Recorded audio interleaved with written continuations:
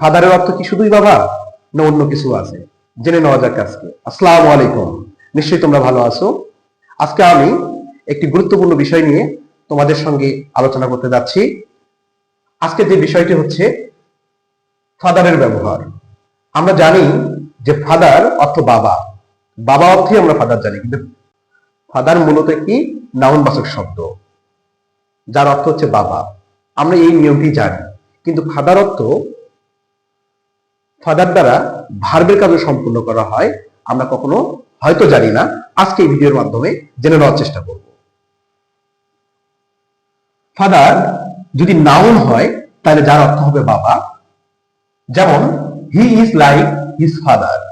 এখানে ফাদার দ্বারা নাউন বোঝানো হয়েছে, রাইট? ফাদার অর্থ অগত্যাদি রূপে গ্রহণ করা, যা ভার্ব হিসেবে ব্যবহার করা হয়। এক্সাম্পল দেখলে আমরা ক্লিয়ার হতে পারবো। He father the child from the station. এখানে ফাদার মূল ভার্ব হিসেবে ব্যবহার করা হয়েছে। আশা করি তোমরা ফাদারের শব্দটির ভার্ব এবং নাউনের ব্যবহার জেনেছো। এরকম আরো নতুন ভিডিও নিয়ে তোমাদের সামনে উপস্থিত হব। আশা করি তোমরা ভালো থাকবে। Thank you.